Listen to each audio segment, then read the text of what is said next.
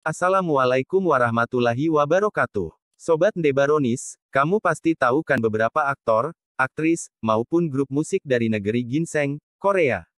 Nah, kayaknya kurang asyik kalau kamu hanya tahu tentang hal tersebut. Ayo, coba kita kulik lebih jauh mengenai Islam di Korea. Islam merupakan salah satu agama yang berkembang di Korea. Di Korea Selatan, populasi Muslim terus meningkat sejak diperkenalkannya Islam tak lama setelah Perang Korea. Komunitas Muslim, baik orang Korea dan warga asing, ini berpusat di sekitar Seoul, di mana masjid besar yang pertama pada abad ke-20 dibangun pada tahun 1976 dengan menggunakan dana dari Misi Islam Malaysia dan negara-negara Islam lainnya. Selain kurang dari 30.000 umat Muslim asli Korea, telah terjadi pertumbuhan yang lambat tetapi jelas dari imigrasi Asia Selatan, Timur Tengah, yaitu Irak, Indonesia dan Malaysia ke Korea Selatan, mayoritas menjadi Muslim, selama 1990-an dan 2000-an, biasanya datang sebagai tenaga kerja ekspatriat. Secara keseluruhan ada sampai 35.000 Muslim di Korea Selatan. Hal ini diyakini bahwa tidak ada kehadiran yang signifikan dari Islam di Korea Utara, di mana kegiatan keagamaan otonom secara umum hampir tidak ada. Selama pertengahan abad ke-7, pedagang Muslim telah melintasi Asia Timur sejak dinasti Tang dan membentuk kontak dengan Silla, salah satu dari 3 kerajaan Korea. Pada tahun 751, seorang jenderal Cina keturunan Goguryeo, Gao Xianzi, memimpin pertempuran Talas untuk dinasti Tang terhadap kekhalifahan Abbasiyah namun dikalahkan. Referensi paling awal ke Korea dalam kerja geografis non-Asia Timur muncul dalam General Survey of Roads and Kingdoms oleh Ibnu Hurdadbi pada pertengahan abad ke-9. Kehadiran pertama Islam dapat diverifikasi di Korea berawal dari abad ke-9 selama periode Silla bersatu dengan kedatangan pedagang dan navigator Persia dan Arab. Menurut banyak geografer Muslim, termasuk penjelajah dan ahli geografi Muslim Persia abad ke-9 Ibnu Hurdadbi, banyak dari mereka menetap secara permanen di Korea, mendirikan desa-desa Muslim. Beberapa catatan menunjukkan bahwa banyak dari pemukim berasal dari Irak. Catatan lain menunjukkan bahwa sejumlah besar dari Syiah faksi Alawi menetap di Korea. Selanjutnya yang menunjukkan adanya masyarakat Muslim Timur Tengah di Silla adalah patung-patung wali kerajaan dengan karakteristik khas Persia. Pada gilirannya, umat Islam banyak kemudian menikah dengan wanita Korea. Beberapa asimilasi ke Buddhisme dan Samanisme terjadi, karena isolasi geografis Korea dari dunia Muslim.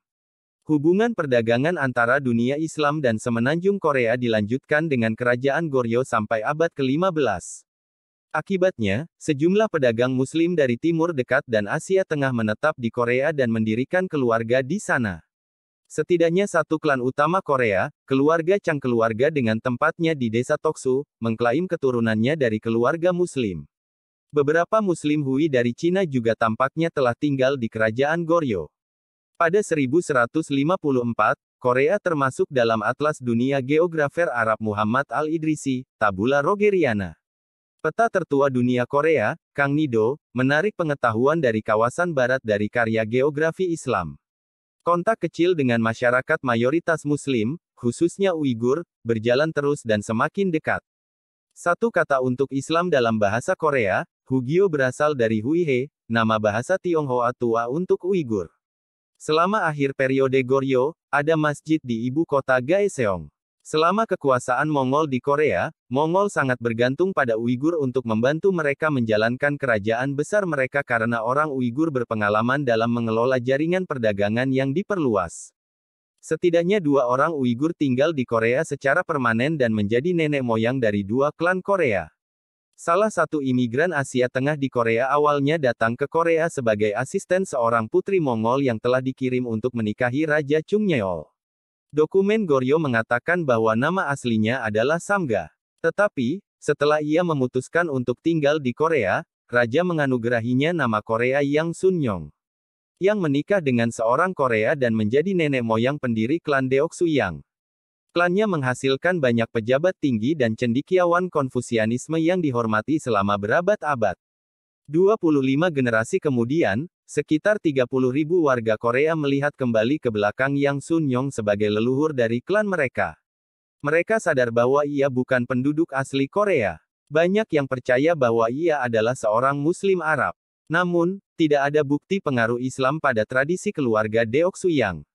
Hal yang sama juga terjadi pada keturunan Asia Tengah lain yang tinggal di Korea. Seorang Asia Tengah, mungkin Uighur, bernama Seol San melarikan diri ke Korea ketika pemberontakan Serban Merah meletus menjelang akhir dari dinasti Yuan. Dia juga menikah dengan seorang Korea, menjadi leluhur klan Seol Gyeongju yang mengklaim sedikitnya 2.000 anggota di Korea saat ini tetapi tidak menunjukkan tanda-tanda khusus dari pengaruh Muslim. Pada periode awal Joseon, penanggalan Islam berfungsi sebagai dasar untuk kalender karena reformasi untuk akurasi yang unggul di atas kalender Cina yang sudah ada. Penerjemahan Korea dari Hui Hui Lifa, sebuah teks yang menggabungkan astronomi Cina dengan astronomi Islam, dipelajari di Korea di bawah dinasti Joseon pada masa Sejong yang agung pada abad ke-15. Tradisi astronomi Cina Islam bertahan di Korea sampai awal abad ke-19.